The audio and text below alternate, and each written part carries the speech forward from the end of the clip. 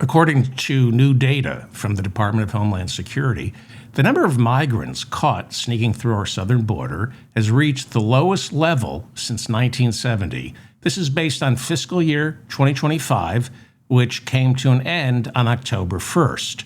238,000 migrants were apprehended last year, which is slightly above the 202,000 caught back in 1970. Of the 238,000 caught for fiscal year 2025, more than 60% were apprehended during the final 3 months of Joe Biden's administration, so he gets credit for a lot of this. In 2022, more than 2 million apprehended at the border. Now it's down to 238,000. Donald Trump now calling this the most secure border in American history.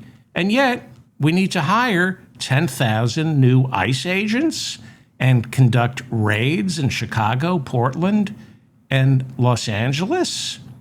The border, according to Donald Trump, has never been more secure. And yet, Donald Trump needs to invoke the Alien Enemies Act to combat the invading army of Venezuelan gangs. The border has never been more secure, so says Donald Trump. Yet, we have to spend more on ICE than on all our other federal law enforcement agencies combined to stop the flow of marauding immigrants through a border that has never been more secure. Yes, Donald Trump says the border has never been more secure, but ICE needs to pay for-profit prison corporations tens of billions of dollars for 100,000 more beds.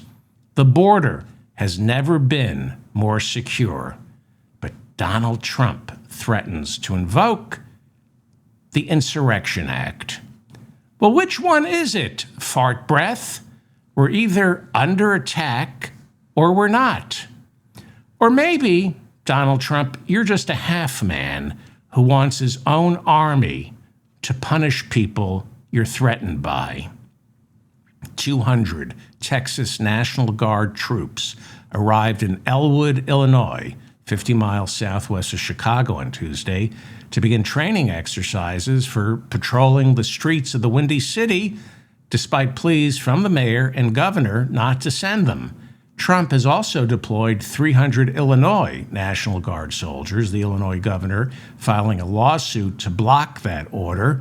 A federal judge refused to issue a temporary injunction stopping the deployment of the Illinois National Guard.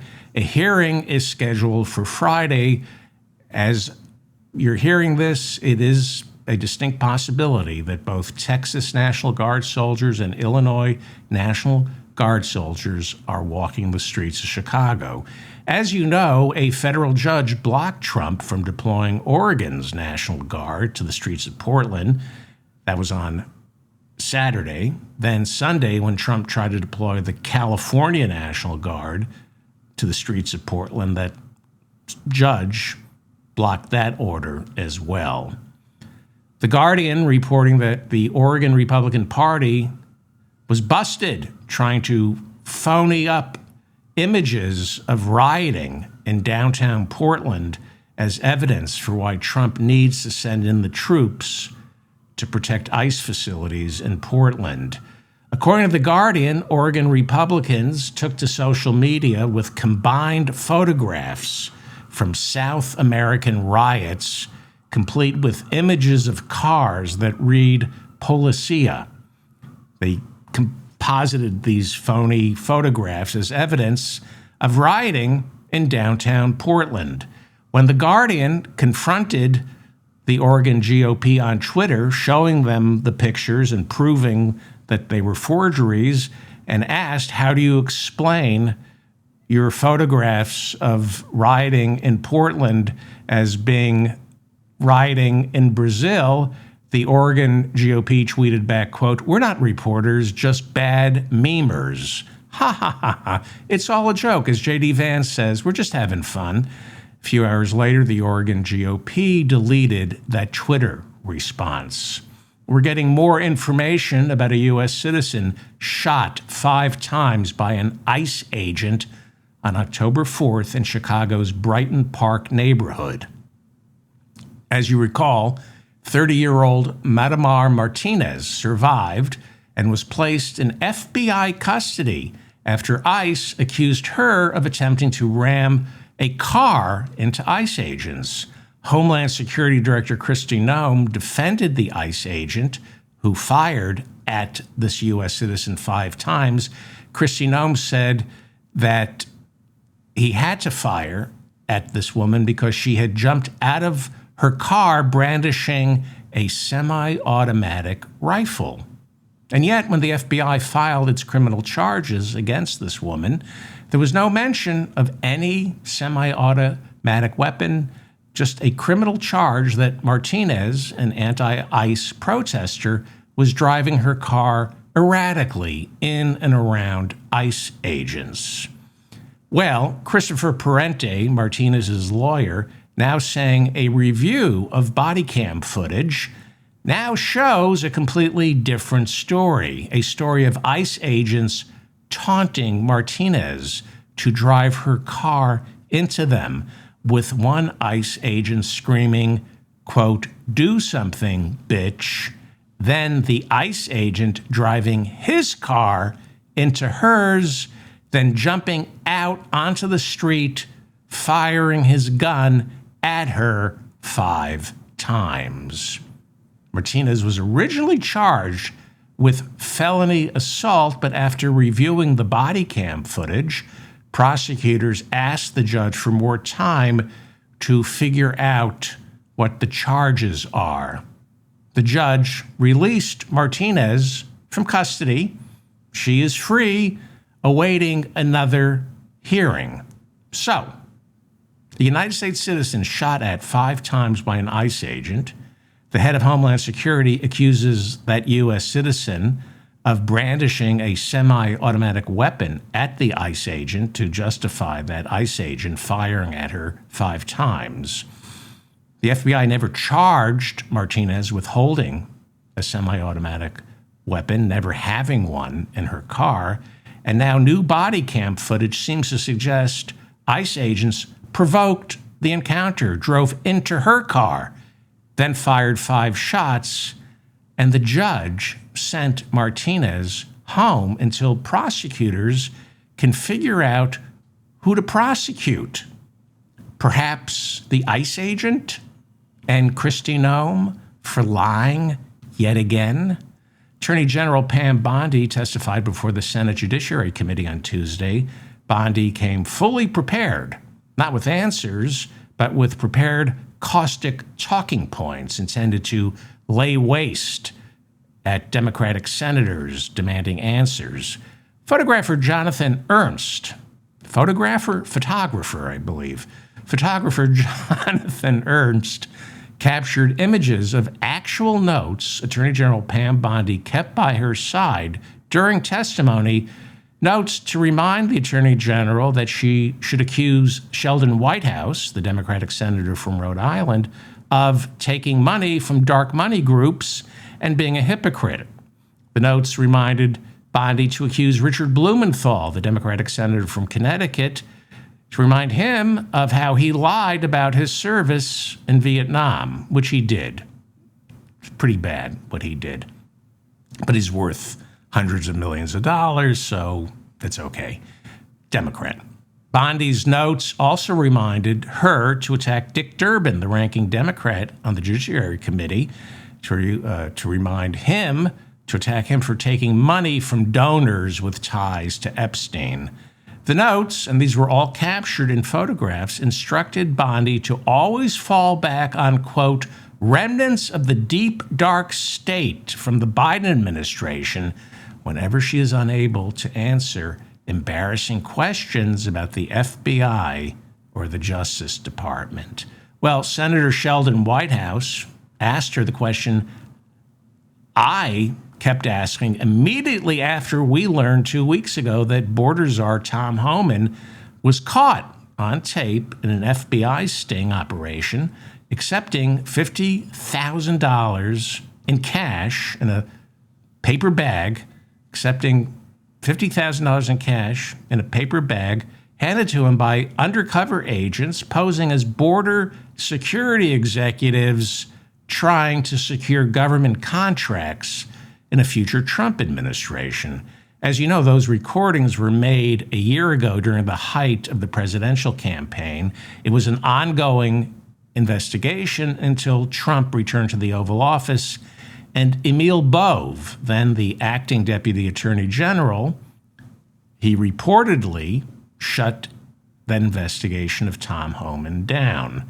Well, Tom Homan has never denied taking the cash. He doesn't deny that he took it. He just denies it was illegal. And my question from the beginning is, what happened to the money? Did Homan declare that $50,000 on his taxes in 2024?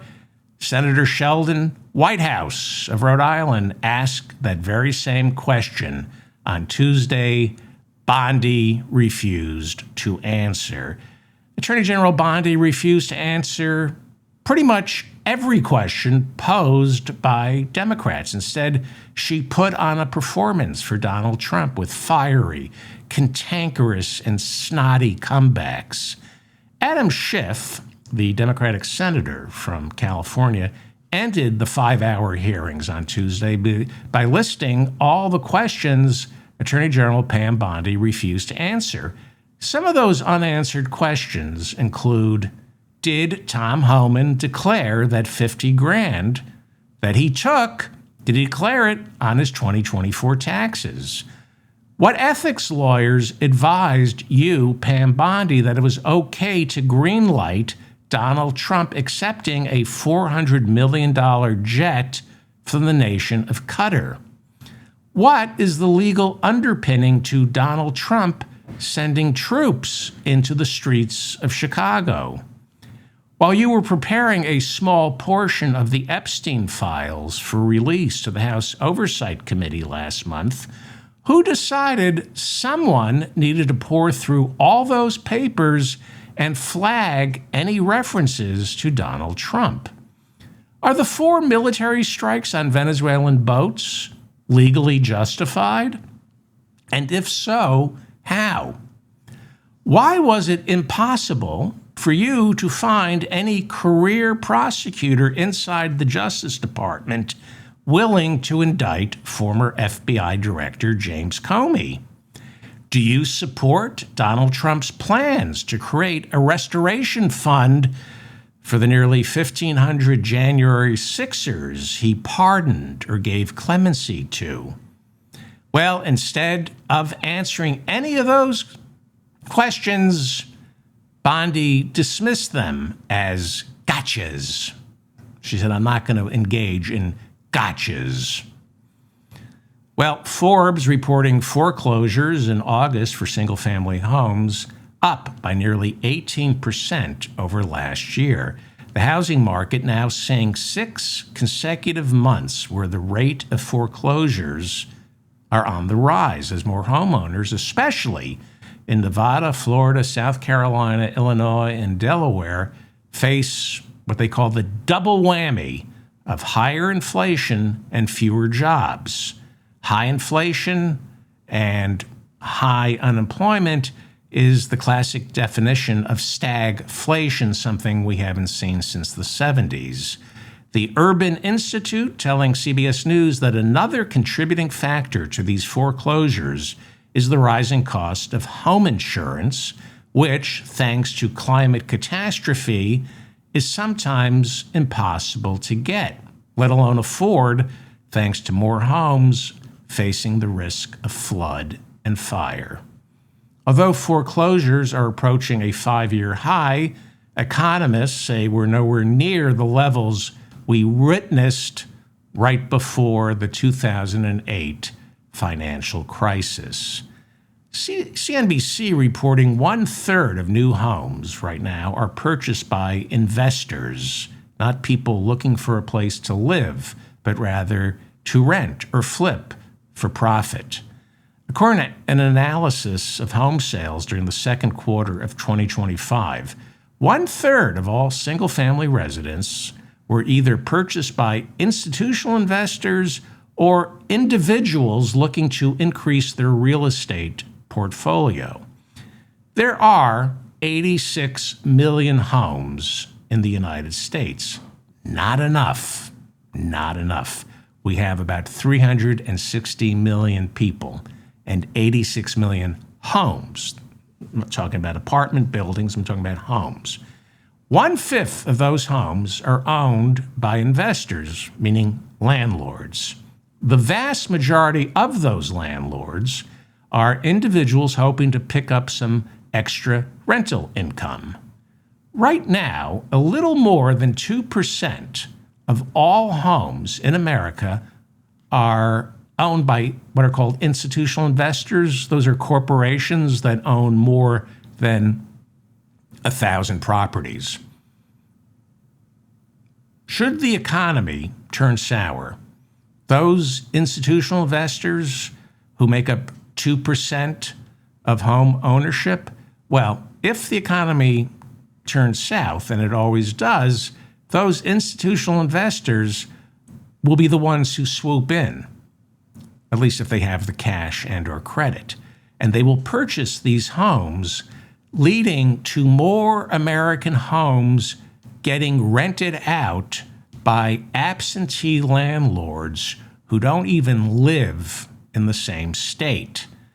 Communities always suffer. Schools, parks, libraries, and Main Street always turn bad when too many homes in a community are owned by people who have no skin in the game, who view the entire community through the prism of dollars and cents because they don't live there. As income inequality worsens, as more people are forced to rent, as more individual homeowners are forced to sell to institutional investors, absentee landlords, property will get further concentrated into the hands of the wealthy few, creating what can only be described as neo-feudalism, where Americans find it next to impossible to take their landlords to court over, say, a broken sprinkler or a leaking roof because they don't even know who their landlord is. That's where this country is headed, unless the government steps in and builds 5 to 10 million new homes, slowly driving down the price of housing. You build 5 to 10 million new homes, that increases the supply, lowers the demand, as well as the price of housing. You let air out of this real estate bubble gradually by building more homes instead of waiting for it to just come crashing down to burst, which only creates massive buying opportunities for the rich to get richer, to concentrate more property into the hands of the few. 10 million affordable homes. Kamala Harris wanted 5 million. I say we need 10 million. And they have to be built by the government. That will create just enough glut to make home ownership or renting affordable. Otherwise, homelessness will only get worse and the housing supply will remain way too low to keep up with the demand. So, where are we right now in the boom and bust cycle? Who knows? One indicator is gold. When the economy faces uncertainty, financial and political uncertainty, the price of gold soars, and sometimes gold serves as a leading indicator of trouble ahead. Gold is now selling above $4,000 per ounce. That's the highest price on record, and it's destroying the Amazon. Peru is being destroyed because gold miners are moving in to take advantage of being able to sell it for $4,000 an ounce. Before Trump was inaugurated at the beginning of this year, gold sold for about $2,600 an ounce. So that's what, about a 40% increase in less than a year on gold? This tells us there is uncertainty out there. Well, there always is uncertainty. So gold may not be telling us anything. I do know we live in a permanent state of boom and bust cycles that are contingent upon uncertainty. Since Reagan, since the deregulation of the financial markets, the winners are always those who get out right before the crash, then get back in right before the boom. Unless you're at the top, loading the dice, marking the cards, paying off the dealers, there's not enough information in the world to help you arrive at making a smart investment in your future, in your career, your educational goals, whether to rent or own a home, or what industry to find work or invest in. For more than 99% of our population, it's the luck of the draw. The ones who end up holding three of a kind, they think they're smart. Those with just a pair of twos blame themselves, and that's how the boom and bust economy of the United States works. So, right now, while the stock market touches record highs as technology firms rack up massive debt to front-load their investments in artificial intelligence, way below the surface is an urgent sense of uncertainty, dread, with many wondering when will this bubble pop, because they always do. Artificial intelligence isn't going anywhere. Over the next 10 years, AI will change work as we know it, if there's any work left to be done. 2/3 of the American economy is the crap you and I buy. What's fueling this bubble right now is not consumer spending. It's business-to-business spending, business-to-business investment. And those investments are being made using massive amounts of debt, hoping that artificial intelligence will reap the same kind of return as the internet did back in the late 90s, and then some. Now, you all know about the internet bubble. Back in the late 90s, there was massive amounts of money poured into internet companies. It all came crashing down. Fortunes lost, jobs eliminated. But the promise of that internet bubble all came to fruition beyond anyone's wildest imagination. Massive amount of debt was racked up back in the late 90s, building out fiber optic cable, undersea lines, wireless satellites, and then it all came crashing down. And while it came crashing down, demand for the internet increased exponentially. It's just that the people who owned the infrastructure of the internet or invested in the infrastructure lost their entire fortunes, allowing the sharks, people with money, cash, and credit, to swim in and buy up all the tubes, the wires, the data centers, and whatever else is needed to run the internet. They were able to buy all of it for pennies on the dollar.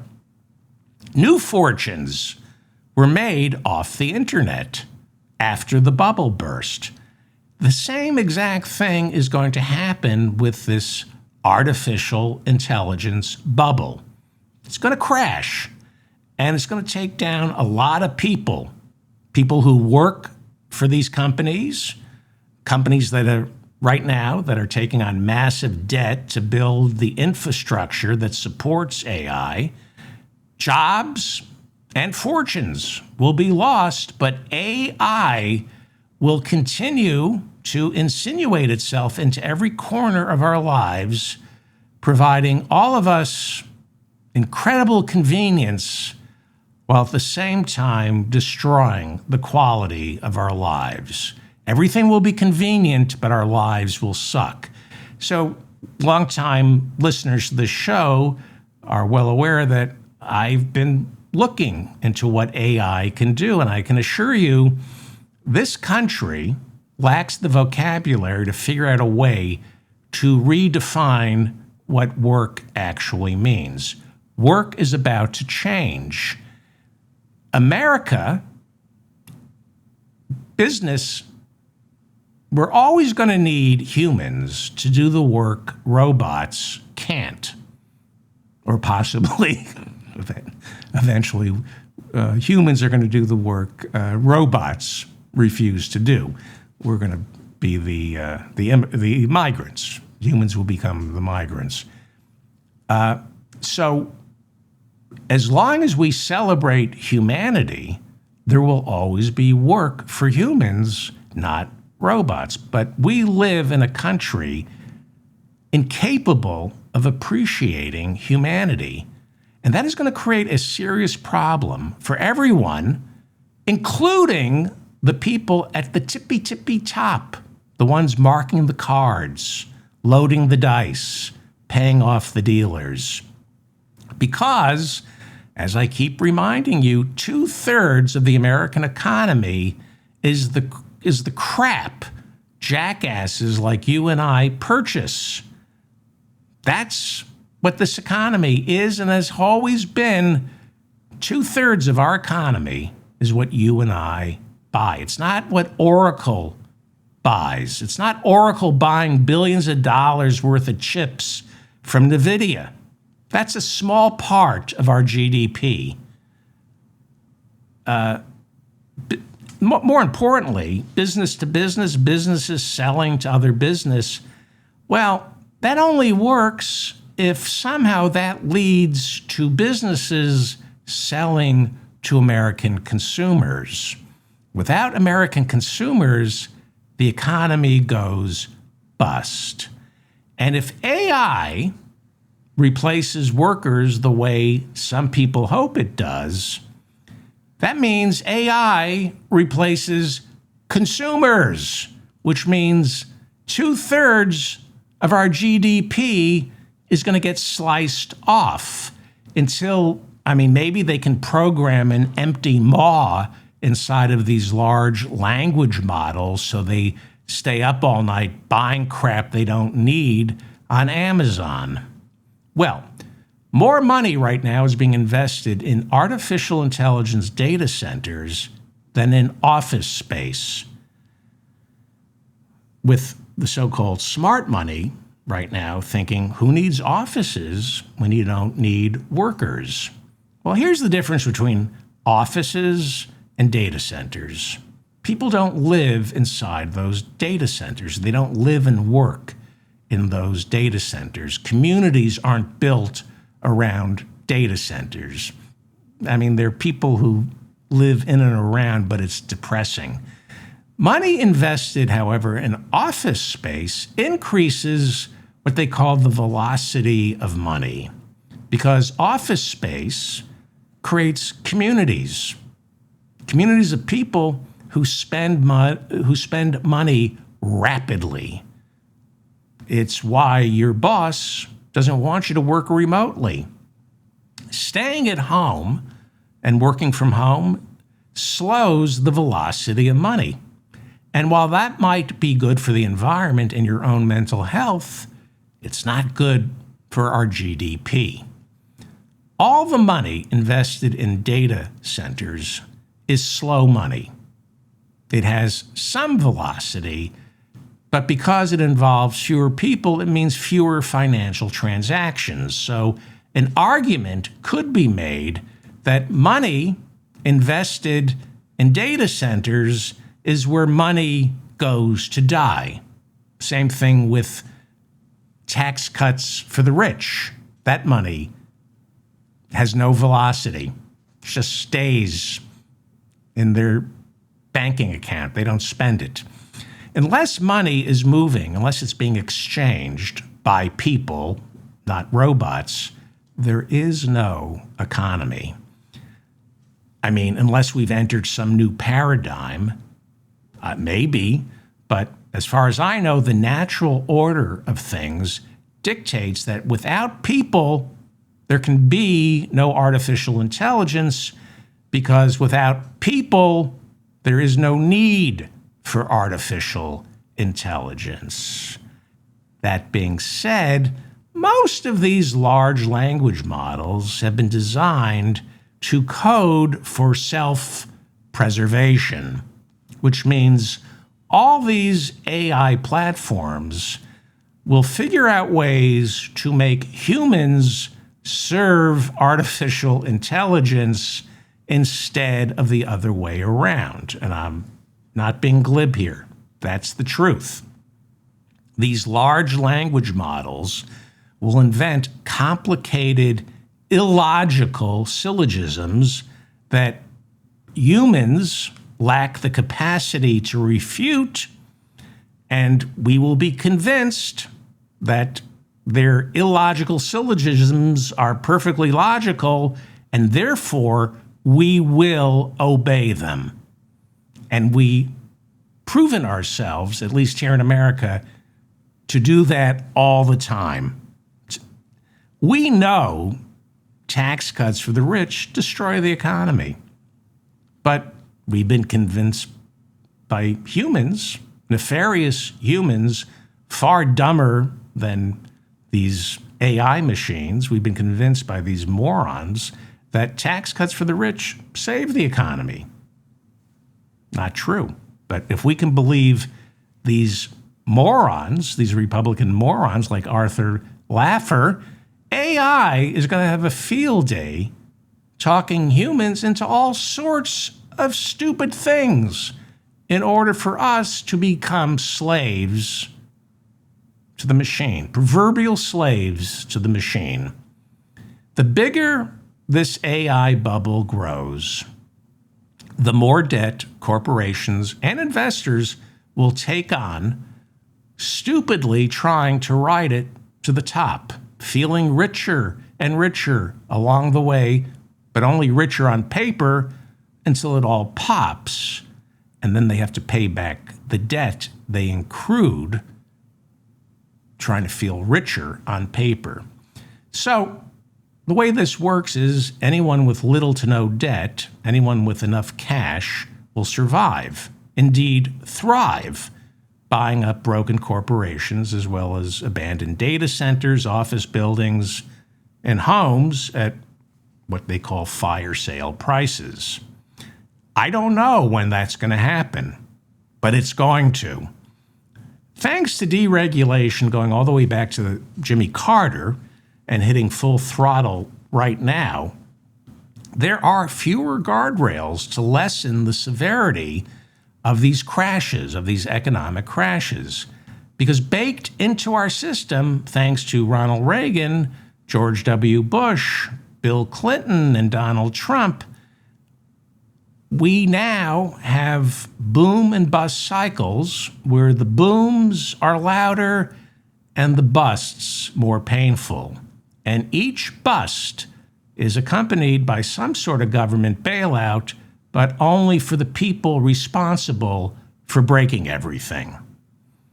The issue confronting us, not just the threat of AI, the issue confronting all of us is debt.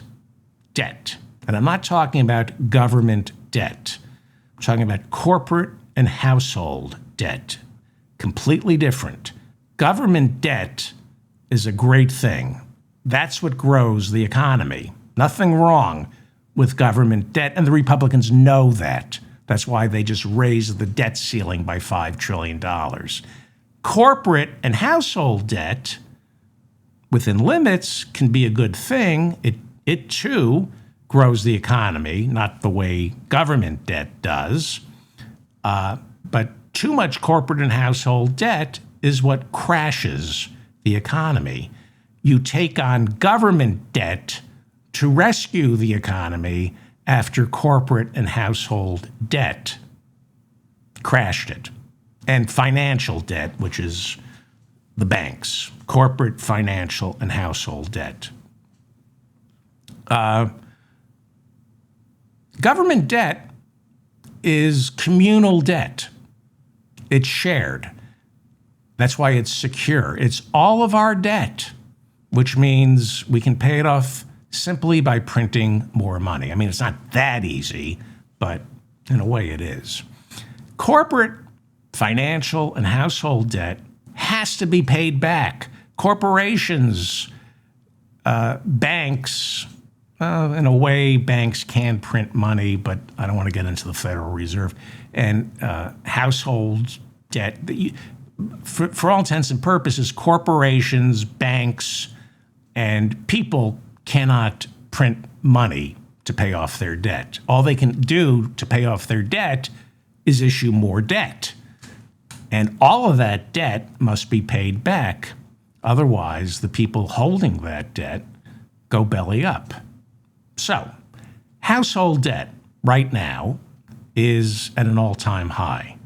Not good. It's closing in on $19 trillion. I'm going to stick with me on this because, God, my back hurts.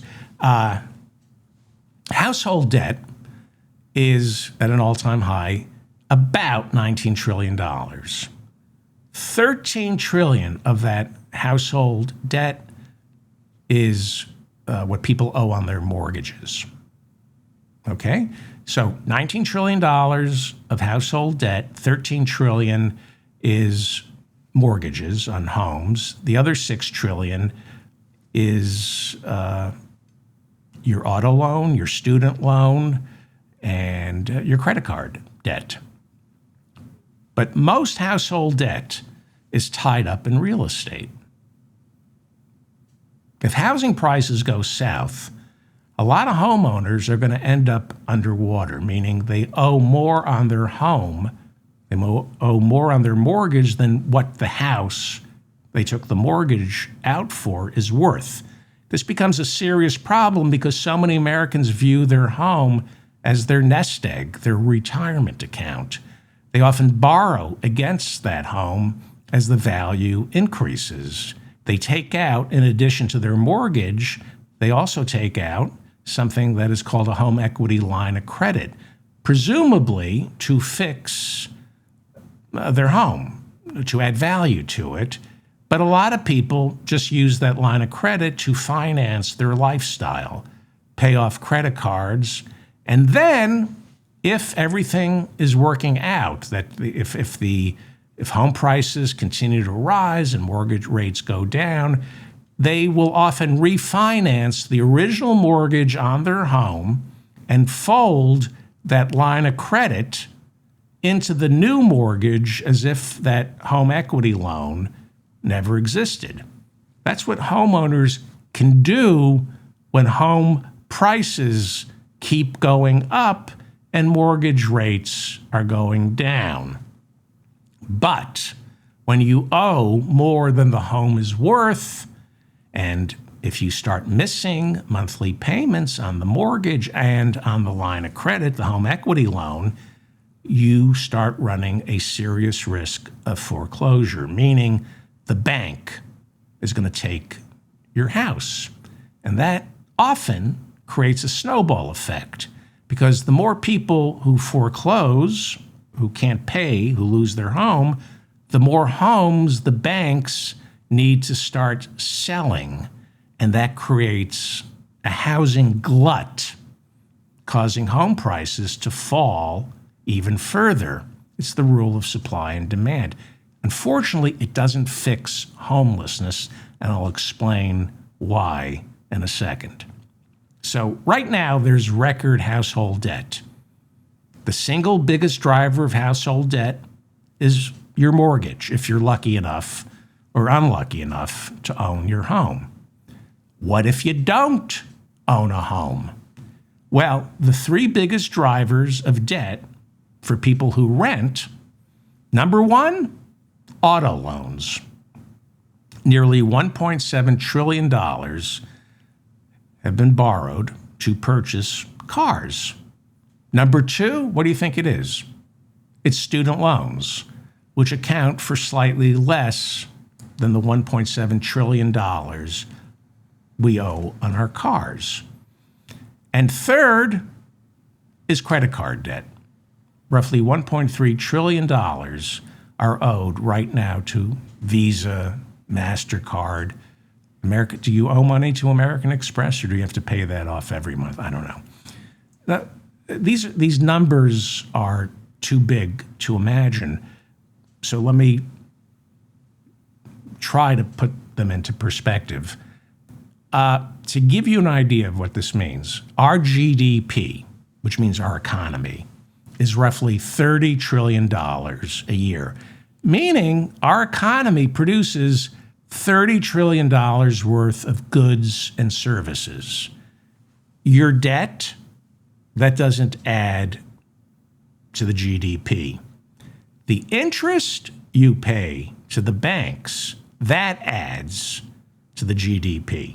When you have to pay a late fee and interest on your debt, that adds to the GDP. The money the banks spent to finance your car or your home, or if you took out a line of credit on your home to finance a trip to Las Vegas, the bank paid for your trip to Las Vegas. The bank is adding to the GDP. But what you owe to the bank, to the credit card company, the trillions owed to banks, other than the interest and late fees, and they're considerable. We're talking about hundreds of billions of dollars that you pay. Other than that, your debt adds nothing to our economy. Again, a little debt is a good thing. The only way to increase our economy's GDP is to increase our debt and then hopefully pay some of it off. You increase the GDP primarily through government debt. Everything the evil government spends is basically what funds about, 1/3 of our economy? Quasi-socialism. If our economy is $30 trillion each year, and our federal spending is, say, $7 trillion a year, then there's a couple other trillion that we don't put on the books. If you add in the trillions spent by the federal government as well as state and local governments, an argument could be made that more than 1/3 of our $30 trillion economy is government spending. That's not a free market. It's at best, it's crony capitalism. The truth is, as you all know, it's socialism for the rich. It's people like Elon Musk, Jeff Bezos, Bill Gates, or whoever, figuring out how to feed off the government teat. So, that being said, government spending is necessary, and you can't grow the economy without it. Elon Musk, SpaceX wouldn't exist without defense and NASA contracts.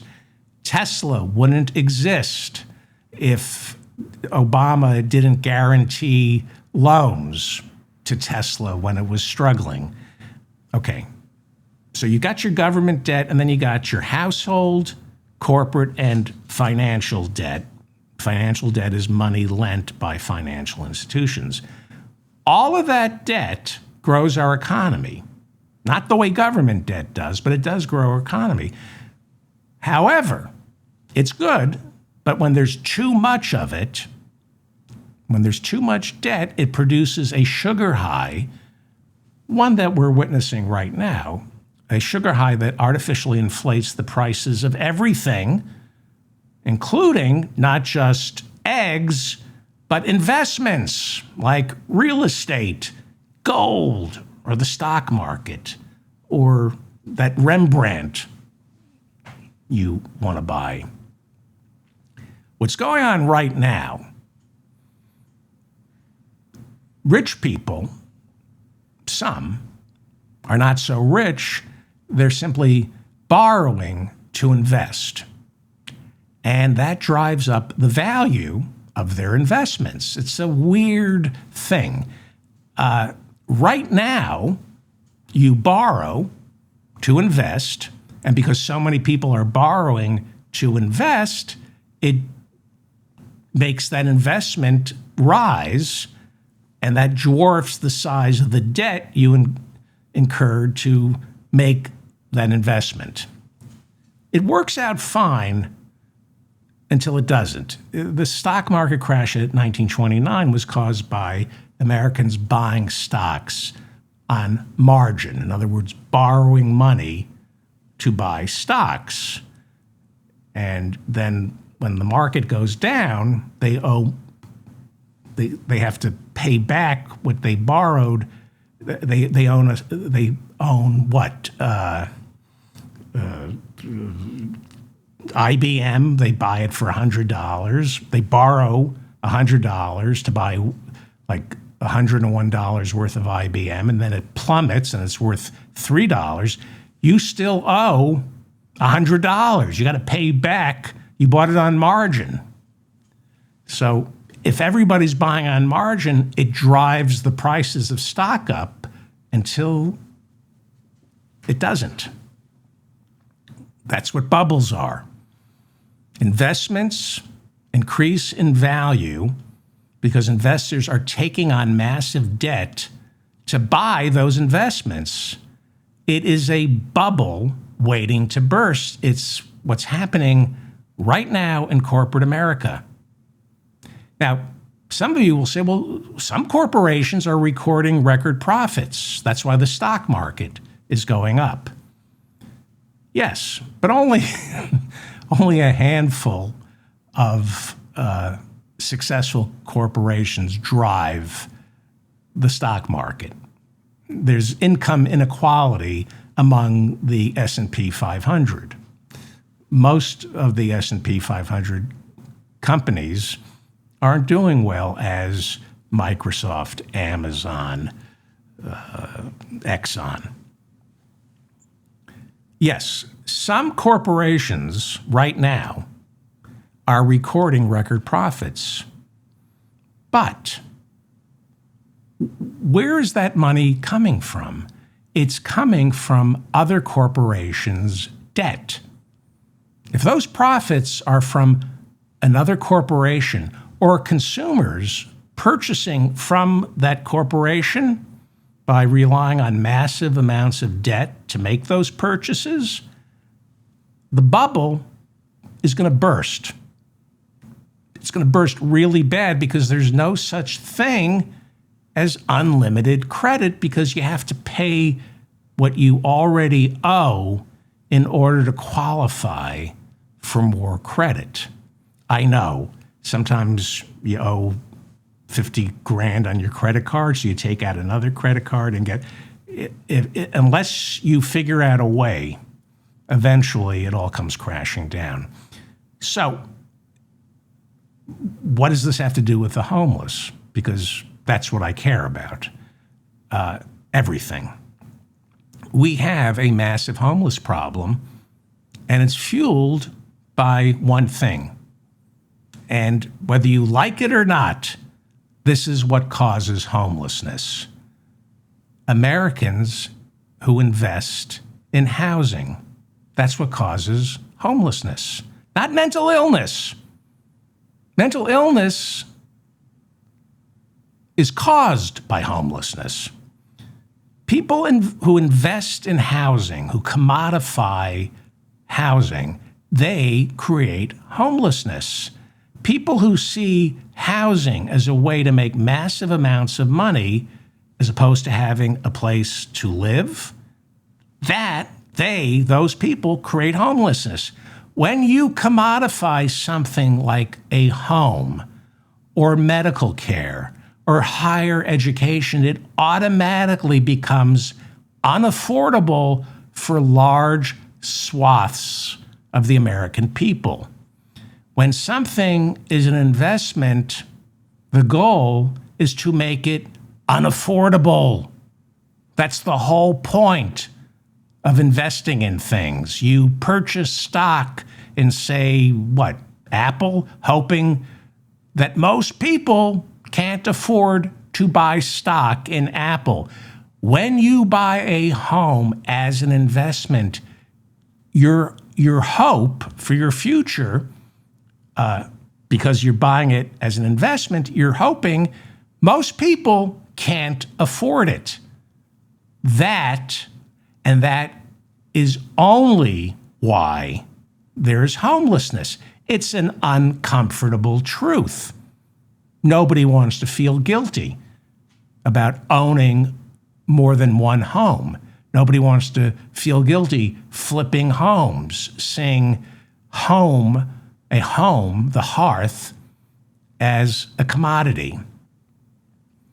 Now, as I said earlier, these boom and bust cycles unfortunately don't solve homelessness. They only exacerbate it. One would think that when the housing market crashes, the prices of homes and rent come down with it. No, it doesn't work that way. What happens, because this isn't a free market, it's not capitalism, there's always government intervention, rewriting of the tax codes to favor the landlords, okay? Remember, if you own a home, you can deduct, I think it's the interest on your mortgage, but renters cannot deduct any part of their rent, okay? That is also why we have homelessness. So what happens, because the laws of supply and demand don't really necessarily apply to the housing market. What happens when there's a crash in real estate, vulture capitalists immediately come in, they buy up all the homes, and because the tax code is written in such a way, it is often cheaper to leave the homes and apartments these people just bought. It's cheaper to just leave them empty than it is to rent them. And I've been talking about Manhattan real estate for years on this show, ever since I moved here. I keep walking around in Manhattan going, the place is empty, nobody lives here. How is rent so unaffordable if nobody lives here? Because they leave it empty. The tax code is written in a way to incentivize landlords to worry about what the actual building is worth, what they can sell it for, as opposed to the cash flow from the rent. The system is set up where it becomes cheaper, smarter to leave these homes and apartments that you're investing in empty. A lot of real estate investors think renting a home or an apartment puts too much wear and tear on their pristine property. If you're looking to flip something, why would you want someone living in it? Someone getting their greasy paw prints all over their mint condition washers and dryers, the walls. We just painted the walls. Why would I want a stranger touching them? So, where are we right now? Who knows? But most people are unaware of how bad things are going to get, because most people are unaware of how good things are going to get. Most people don't have enough money to pay attention to this crap. If you're young, if you're working, you're presented with opportunities. The American dream, which is owning a home. Nobody's quite sure if owning a home, when you add up when you do a cost benefit analysis, nobody's quite sure if renting or owning over a 60-year period is makes more sense.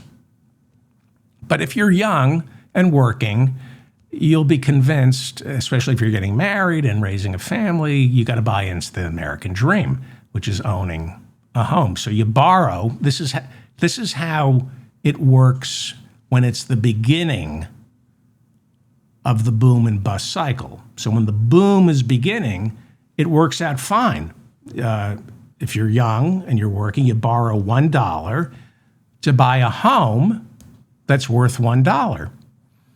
Of course, the interest you pay on that $1 means you're paying probably $2.50 for that $1 home. But if you're young and we're in the early stages of a boom and bust cycle, you see a home that costs $1, you go to a bank, and you put down 20 cents, so you borrow 80 cents to buy a $1 home. And the plan is that in 5 years, that home will be worth $10. So a 30-year loan on that $1 that you borrowed, or the 80 cents you borrowed, is worth a fortune if housing prices continue to go up. And that makes you a genius, at least so you convince yourself. That's the beginning of our boom and bust cycle. And if you're at the beginning of a boom, you might be a genius if you're lucky enough to be at the beginning of a boom. And if you don't get divorced 7 times. So eventually, however, in these boom and bust cycles, the laws of gravity dictate the inverse. That would be the bust. Now, the bust is really doesn't necessarily apply for the person who was lucky, not smart, lucky to get in early on the boom, lucky enough to borrow 80 cents to buy a $1 home that at the top of the cycle was worth $10, but now the bust has come and now it's worth $5. That's good use of debt. You come early to the game. The worst that happens to you is the market crashes and that 80 cents you borrowed is now worth $5 instead of the $10 that it used to be worth, okay? It is the people who come late to the boom. People come at the very end of the boom, on the precipice of the bust, when some people already know it's about to bust. Those are the people who suffer the most. They tend to be either immigrants, people who are, how can I put this delicately? Let's just say they're easily hoodwinked because for whatever reason, we don't need to go there. And those people at the top of the bubble, where you can see the bust over the horizon, there's no horizon, it's like right in front of most people. Those are the home buyers who drive up prices in the final stages of the boom. And it goes crazy. It's like it becomes a frenzy because everybody wants in, and it keeps going up, up, up, and everybody thinks it's never going to stop. And what happens to these people? This is the financial tragedy. This is what destroys lives, marriages, childhoods, and creates homelessness for some. So I talked about the lucky person at the beginning of the boom who borrows 80 cents and has a home that's worth $10 5 years later, and then it all comes crashing down, and now they have a home that's worth $5, and it's still a great investment because it only cost them 80 cents. What you have, the unlucky people, the people who get taken advantage of at the end of a boom, these are the people who need to borrow $10 to buy a $10 home. And they'll often get subprime mortgages, which means like they don't even have to put, I mean, I don't know how it works, but maybe they only have to put 10 cents down on a $10 home. And now they owe basically $10 on a $10 home, not knowing it's the peak of the market. They're assuming that home will be worth $20, or they're hoping they were promised that that home will be worth $20 in 5 or 10 years, and it will be their piggy bank, and they'll be able to refinance it, take out a line of credit, and bankroll their lifestyle by borrowing against this home that keeps going up in value. Gravity dictates the $10 home is going to come down. It always does. It's going to be worth $5. And the people who borrowed $10 for a $10 home, they owe $10 plus interest on a home that's only worth $5. And I say only worth $5, only if you owe $10 on a $5 home. If you owe $1 on a $5 home and you can make the mortgage payments, you're Warren Buffett. That's the American dream, right? It is a nightmare, as George Carlin would say. The American dream is a nightmare. It is a nightmare when you borrow $10 for what is now a $5 home. And these are always the people who suffer the worst. They come late to the game. Again, they tend to be young, naive, newly arrived immigrants, poor, easily duped into believing this bubble is only going to get bigger. And they're underwater, meaning they owe more than what the house is worth. Even if they can make the mortgage payment, many will decide they're throwing good money after bad, and they decide to either sell it at a loss or just hand it over to the bank, get a divorce. Usually, this is how marriages are destroyed.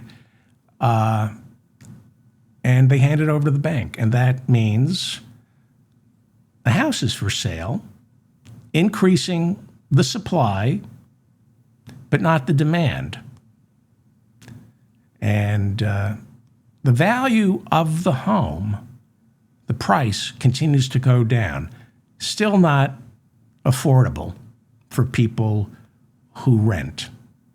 It doesn't take care of the housing shortage.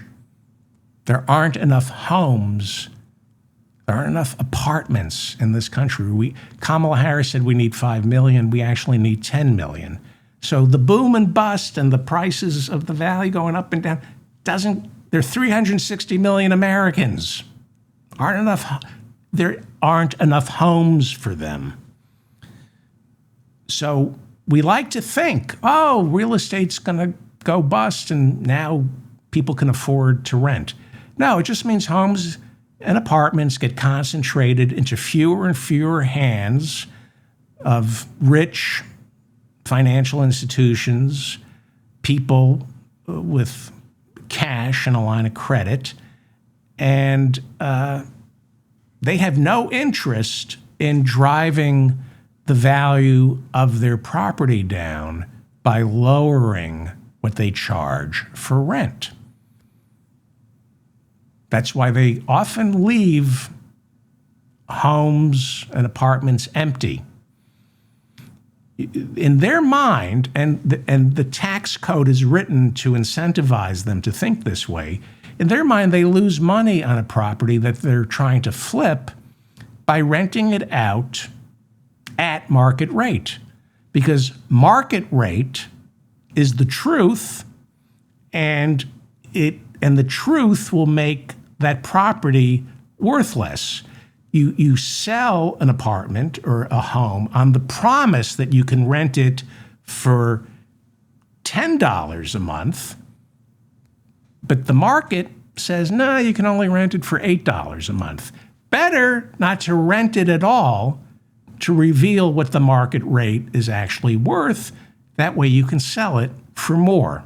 And because of the way the tax code is written, people who invest in this garbage are incentivized to write it all off as a deduction. And they don't lose money by having an empty piece of real estate. In their mind, you can actually lose money on a property you're trying to flip by renting it out at market rate. It's easier to sell an empty apartment or home because it's clean.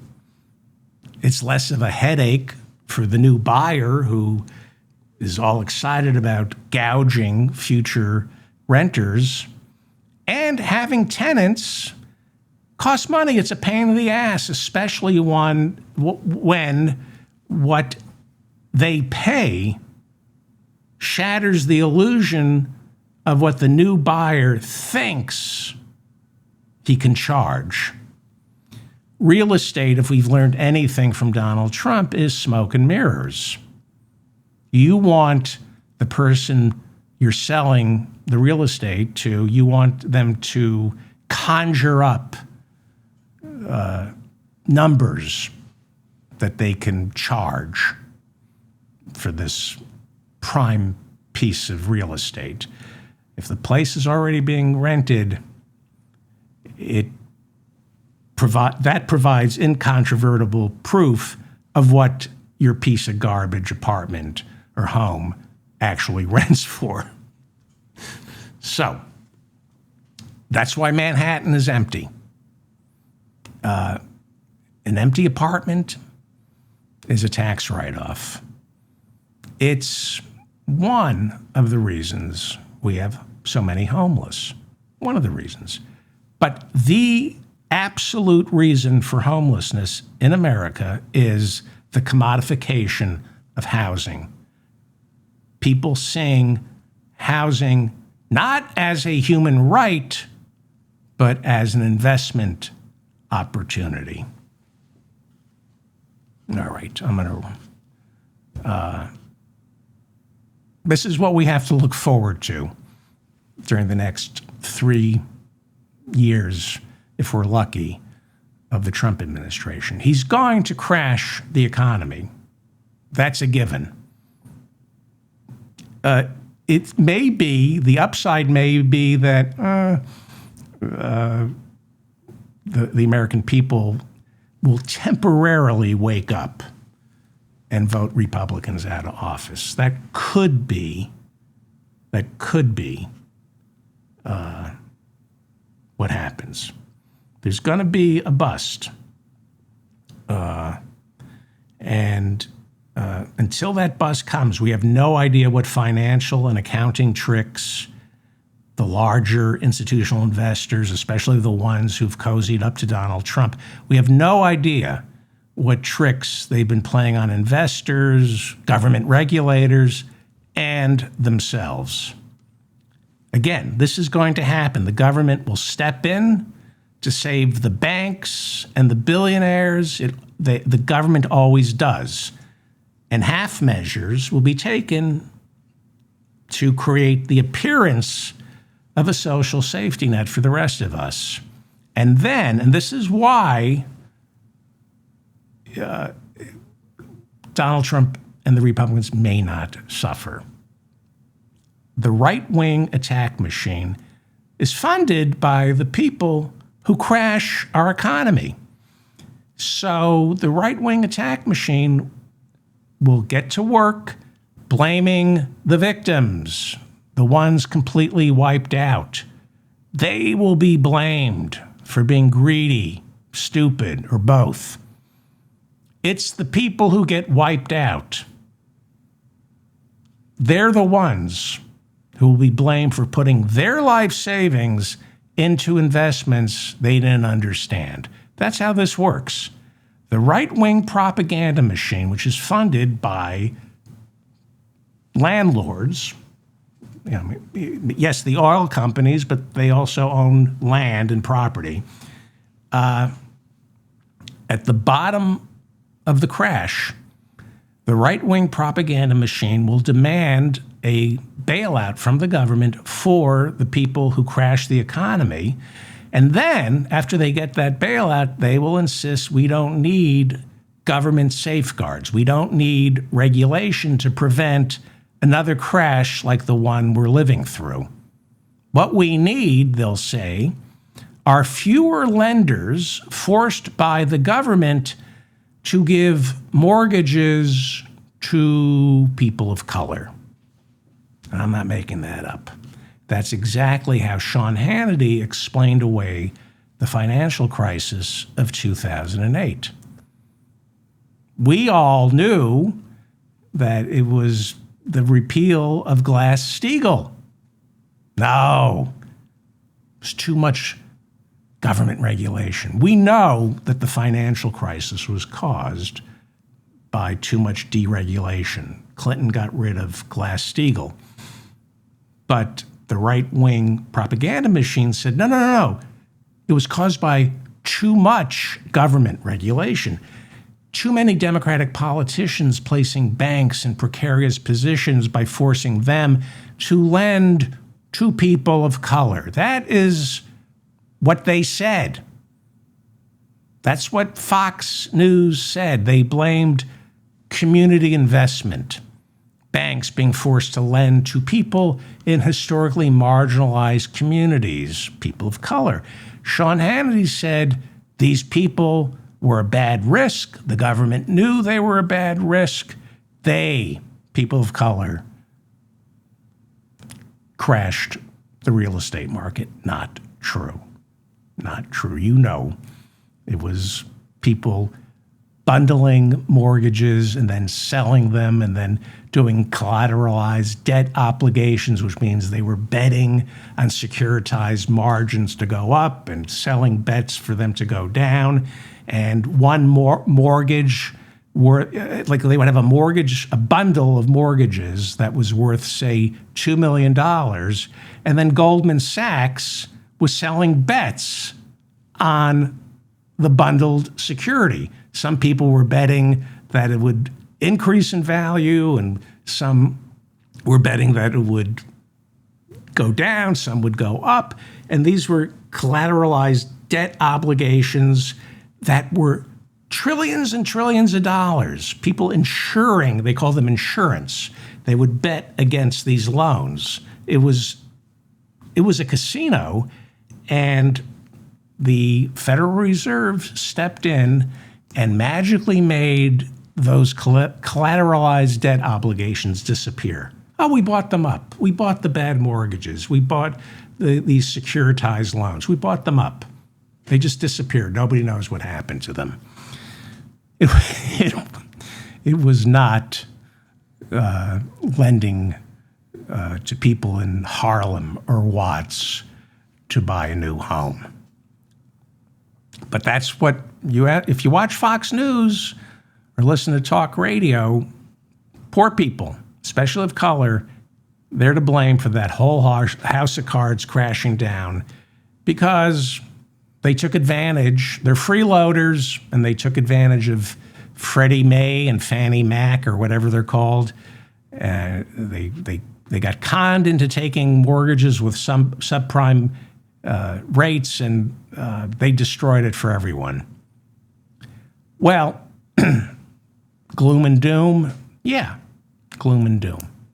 This is how it works, with or without Trump. This is how it works. It worked this way under Obama. He didn't change it.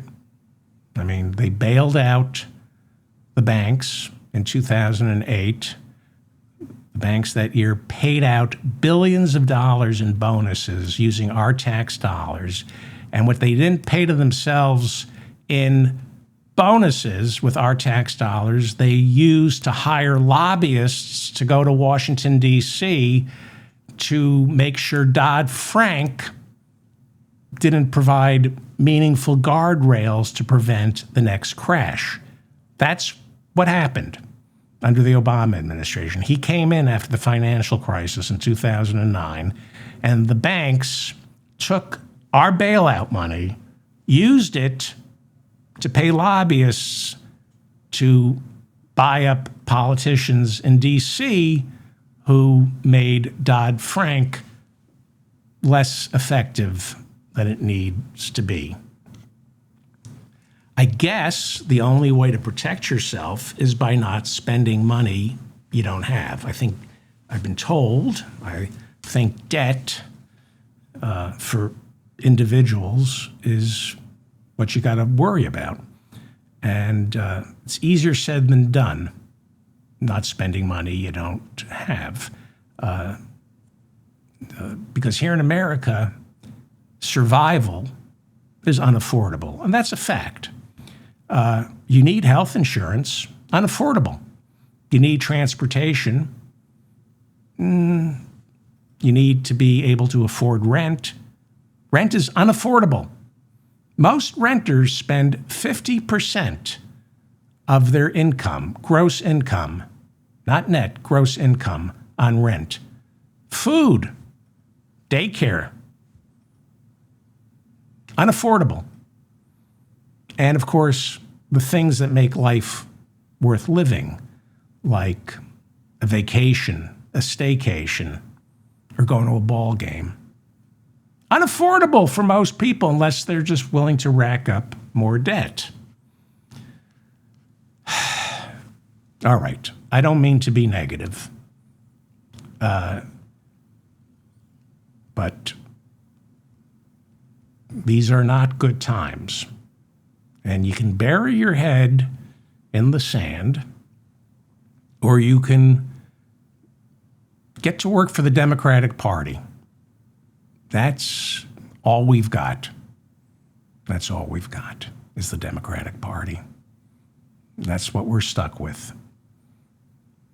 We got to win the midterms. I would have loved to have watched Attorney General Pam Bondi testify before the Senate Judiciary Committee today with Democrat. Dick Durbin won't be he's retiring, but somebody like Adam Schiff or Sheldon Whitehouse, chairman of the Senate Judiciary Committee. Those hearings would have gone a lot differently. Got to win the midterms. Got to win either the Senate or the House. It's the only way we can take this country back. I'm David Feldman, reminding you to stay strong and protect the weak. Please like this episode so I'll remain in your feed. I know I went into down a path, but that's very complicated. Leave a comment if I made any mistakes. Let me know.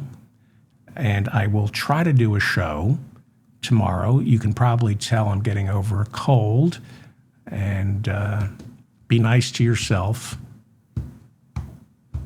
And the best way to be nice to yourself is be nice to somebody else. That's how you pleasure yourself, is by helping somebody else. All right, goodbye.